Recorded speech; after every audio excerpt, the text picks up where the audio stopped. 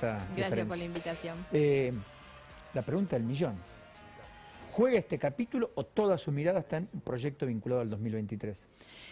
No hay proyecto 2023 sin 2021. Me parece que lo importante es empezar a discutir ahora. La decisión nuestra como partido político, como partido GEN, es que no nos resulte indiferente cómo se construye el proyecto al 2023. Por eso queremos jugar ahora para incidir en esa construcción de una alternativa. ¿Y en ese contexto se siente cerca, en acuerdo a, va a apoyar a alguien?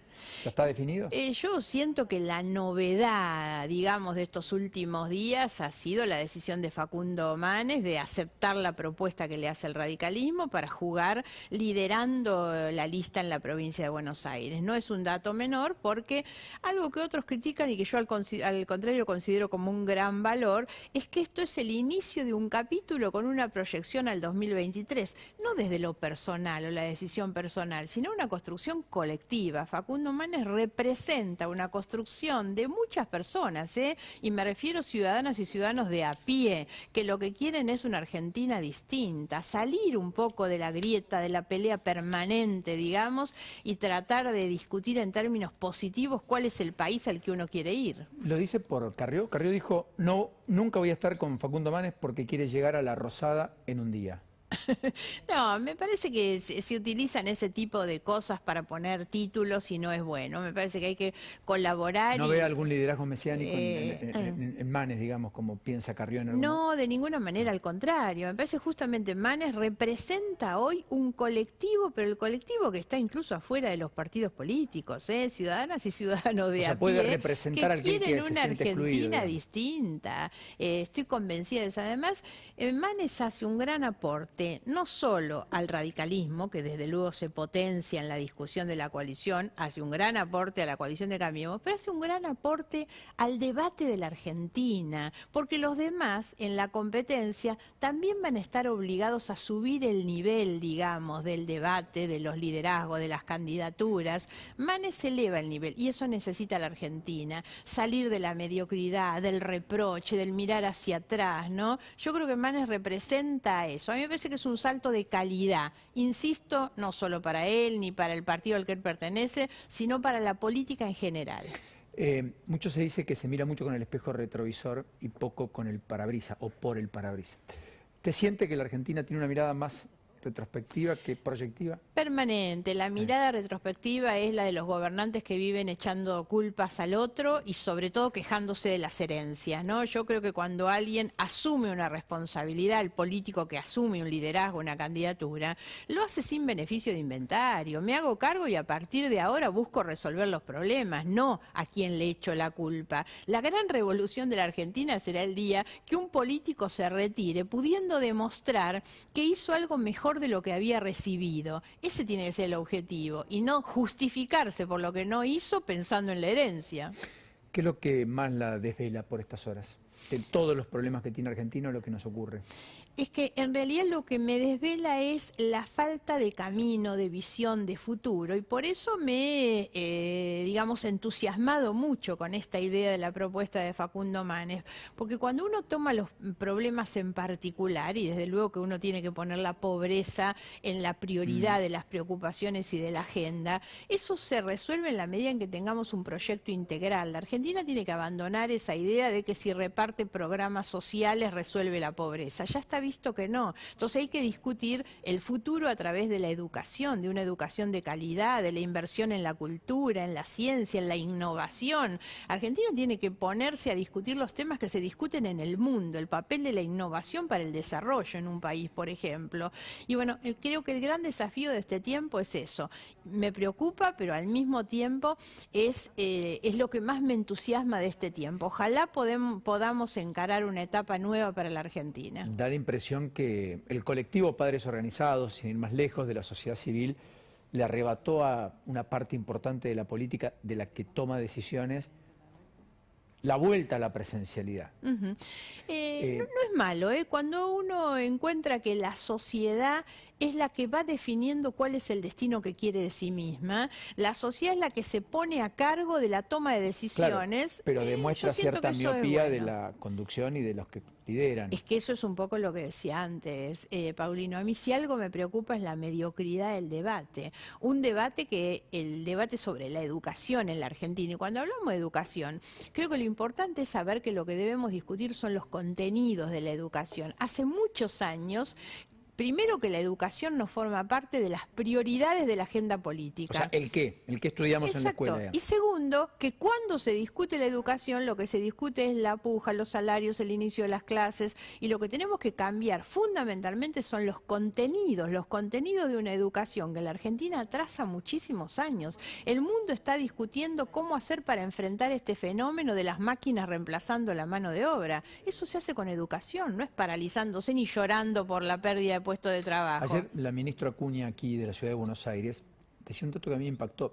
8 de cada 10 chicos del secundario, 8 de cada 10 chicos del secundario, que terminaron, ¿no es cierto?, la cursada el año pasado, no se presentaron a rendir las materias que se llevan.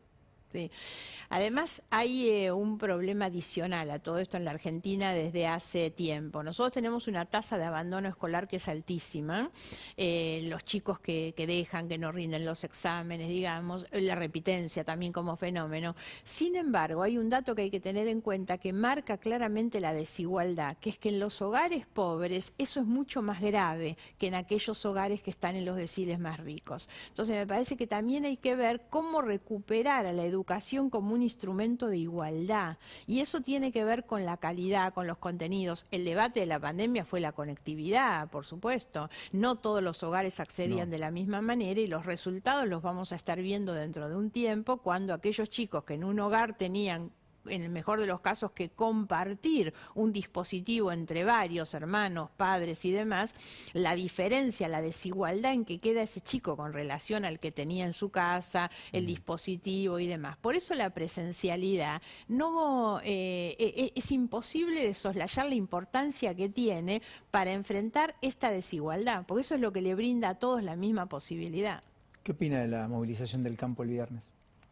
Me parece que es interesante porque no solo porque es necesario reaccionar. Este tipo de movilizaciones siempre lo que buscan es amarrear y hacer reaccionar un poco a las autoridades, a los que toman decisiones, sino que creo que además este reclamo no va solamente inspirado en una reivindicación, en un reclamo de tipo sectorial. Me parece que empiezan a plantearse algunas otras cosas de un campo que empieza a darse cuenta también del rol que tiene en la generación de empleo, en la generación de un modelo de desarrollo. 1 de cada 4 pesos que produce la economía argentina los genera el campo, claro, directa o indirectamente. Entonces me parece que hay que tener en cuenta estas cuestiones. La discusión es mucho más allá que lo que le está pasando al campo. Es cuánto incide eso en el modelo de la Argentina. Sobre el capítulo Pfizer y el decreto del presidente del viernes, ya validado por el Senado hoy en comisión. Claro, el problema de todo esto es lo tarde que estamos llegando. La gestión del gobierno ha sido muy mala en términos de las vacunas. Bueno, la semana pasada el oficialismo rechazando en la Cámara de Diputados la posibilidad de la Pfizer para los niños, niñas con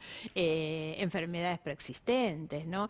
No discutiéndolo a través de una ley, claro, sino produciendo un acto jurídico como un decreto que ahora intenta validar en la Comisión Bicameral. Tarde con todo. El manejo de las vacunas, la gestión de las vacunas, y sin meterme en el escándalo de los vacunados de privilegio, que por supuesto es de un reproche total, de una inmoralidad total, la gestión ha sido mala. No sabemos por qué compraron a unos y no a otros, por cuánto compraron, cuándo vamos a recibir las vacunas, cuánto pagaron, por qué a este sí y al otro no. El gobierno no termina de dar explicaciones y no termina de cerrar estas cuestiones, ¿no? Cuando todos sabemos, ustedes lo comentaban recién, la cantidad de gente que ha quedado en el camino. ¿Cómo le explican, cómo le rinden cuentas a las familias que han perdido una persona, un ser querido, porque no se coló en la fila de las vacunas, ¿no? Hoy hay un acampe por la libertad de Milagro Sala, es una de las imágenes que están produciéndose a esta hora en la Plaza de Mayo. Se van a quedar allí hasta el viernes. Fue el propio Zaffaroni el que dijo que era una presa política, definió algunas otras cosas. La propia Milagro Sala dijo que era un tibio el presidente de la Nación, dijo otras palabras, pero más o menos eso. ¿Usted qué opina respecto a la cuestión o no la conoce? No, a ver, tengo una mala opinión en general de este tipo de movimientos. Recordemos sobre el fin de año, hubo una marcha, si no me equivoco, que era la libertad para la Navidad de los presos políticos. Hubo una solicitada que firmaron incluso muchos funcionarios del primer nivel del gobierno. Zanini, esto es jefe de los abogados del Estado. Claro, recordemos que dentro de eso, a los que le denominan los presos políticos, también está Vudú, por ejemplo. Gente que han sido condenados por la justicia por la comisión de delitos en dobles instancias recontra confirmados, y hay funcionarios del gobierno que piden por la libertad. En ese paquete, yo digo, también entran los Jaime, los José López y los Kirchner. Entonces, lamentablemente hay una degradación muy fuerte sobre cuál es el concepto de la vigencia de la justicia. Bueno, acá hay otro debate de fondo, que es una reforma que impulsa el gobierno cuando debería preocuparse por las vacunas más que por la reforma judicial, y una reforma judicial que no es para mejorarle la vida a la gente, sino para garantizar la impunidad de algunos de ellos. Respecto a lo que usted menciona, no me pasó inadvertido que mencionara a Kirchner dentro de los Jaime, los José López. Usted es la que tiene plena convicción que en Otesur y Los Sauces hay hecho y prueba, y por lo tanto, en perspectiva, una eventual condena para Cristina Fernández de Kirchner, pese a la presencia omnipresente, permítame el juego de palabras, que tiene la política argentina. Sí, por supuesto, porque es exactamente así. Yo tengo la convicción y el conocimiento de lo que son las causas, los hechos se cometieron, las pruebas están, por lo tanto esos delitos en algún momento van a merecer una condena. El gran problema tiene que ver con el funcionamiento de la Administración de Justicia en este país, en el que el promedio de duración de las causas donde se investiga la corrupción es de más de 15 años. Una Administración de Justicia donde siempre dejo a salvo los muchos magistrados, jueces y fiscales que trabajan leal y honestamente y de acuerdo al derecho, pero muchos otros que bailan al compás del poder de turno también. Eso hace que tengamos una justicia que dilate las resoluciones en el tiempo. Entonces yo no tengo duda que esas causas están en condiciones de aplicar una condena. ¿Cuándo? Nadie puede saberlo. Al respecto, hay un sector de la política creciente que dice: los que ostentan el poder logran perseguir a los adversarios, y cuando los adversarios se convierten en poder, logran tomar revancha y perseguir a los otros. Un poco lo que ha dicho Macri, que están bajo una persecución tras él, etcétera, como una especie de venganza. ¿Qué opina de la causa Correo y de lo que le pasa al expresidente? Sí, no, más allá de la causa Correo, que no conozco en profundidad, y la causa Correo es hoy una causa que no está en el plano de la justicia, digamos, está en la justicia comercial. Exactamente, correcto. Está en el tema de la quiebra, me refiero, no en el caso de la justicia penal. Yo tengo naturalmente un rechazo por todo lo que signifique la parcialidad, digamos, en el análisis de cómo se aplica la justicia. Entonces vemos cómo terminan funcionando como espejo cuando Cristina Fernández o Macri dicen esto es una persecución y van contra mi familia, y en realidad la justicia termina siendo buena o mala según su parecer cuando va en contra o a favor de ellos. Esto también tiene que ver con una justicia o un poder judicial que necesita reconstruir credibilidad y transparencia en su funcionamiento para evitar lo que decía antes, que es que exista una discrecionalidad. Bueno, pero la política nombra a los jueces, ¿no? Sí, por supuesto. No hay ningún juez que no haya llegado sin el nombramiento de la política. Sí, por eso hay, digamos, hay una necesidad central de reconstruir el funcionamiento de la República, del Estado de Derecho, con independencia de los poderes. Nuestra Constitución es muy sabia y lo que tenemos que hacer realmente es cumplir con la Constitución. Tenemos a Santiago Cafiero, lo que dijo hoy sobre los jóvenes. Se lo pido al equipo de producción para una reflexión de Margarita Stolbizer, ya casi en el cierre. ¿Usted está más cerca de volver al radicalismo que otra cosa? Porque usted se fue del radicalismo. No, volver al radicalismo, no. Sí, es muy importante poder establecer, yo tengo un muy buen nivel de diálogo, sobre todo con Maxi Abad, que es actualmente el presidente del radicalismo en la provincia de Buenos Aires. También he conversado en los últimos días con Gerardo Morales, con Alfredo Cornejo, que es el presidente del radicalismo, pero desde un lugar institucional, que es la presidencia del partido GEN. ¿Le gustaría un radical gobernador o presidente?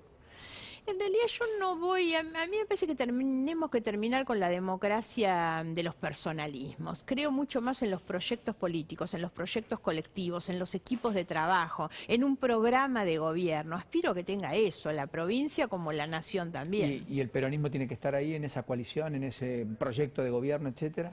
Es que hay que terminar también con esta disyuntiva del peronismo y el antiperonismo. Me parece que tenemos que poder construir consensos de otra manera. La polarización no es mala porque dos coaliciones confronten, es mala cuando no se animan a sentarse o no aceptan sentarse a conversar. El futuro de la Argentina está exigiendo que la política salga de la confrontación hacia un esquema de cooperación, por supuesto. Por eso insisto, y a mí me anima Correcto. mucho una figura como la de Manes, que no lo vamos a encontrar en un discurso descalificador del adversario. Es una persona que siempre va a ofrecer una salida positiva. Santiago Cafiero dijo esto hoy. El destino para nuestras juventudes tiene que ser poder desarrollarse, Isa.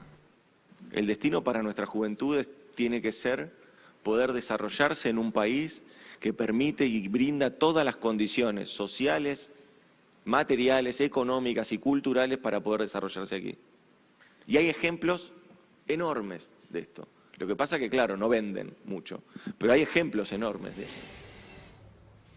Lo que dice es fantástico, no escuché, no sé cuáles son los ejemplos que dio después. Lo que dice es perfecto, el tema es que hoy creo que uno de los más grandes dramas que la Argentina tiene son los chicos de la edad de juventud que dejan de creer que la patria, que el territorio, el suelo, la nación les depara un futuro como el que ellos quieren. Entonces hoy muchos están buscando o pensando en irse del país. Esa pérdida de identidad creo que es terrible y Cafiero debería saber que eso hoy es la discusión que tenemos entre los jóvenes. ¿El nieto se fue? No, la nieta está acá, todavía no elige, es muy chiquitita. ¿El basquetbolista la sigue rompiendo, dejando chiquitita? Bueno, ahora está con la camiseta de Argentina, listo para ir a Tokio, a los Juegos Olímpicos, sí, sí. Hay una especie de, hay una preocupación, no es para preocuparlo a usted, ¿está vacunado como...? Los acaban de vacunar a toda la dos. selección, a los jugadores, los vacunaron en Estados Unidos, pues ellos están haciendo en Estados Unidos la preparatoria. Muy bien. Digo esto porque en Japón hay una discusión porque antes de los Juegos Olímpicos se están quedando sin vacuna. Curioso, ¿eh? Pero, claro. Y hay un rebrote de casos y temen por ello. Recuerden que va a haber un aforo permitido, es importante, etcétera. Nuestros jugadores van a llegar todos con la camiseta puesta y la vacuna también.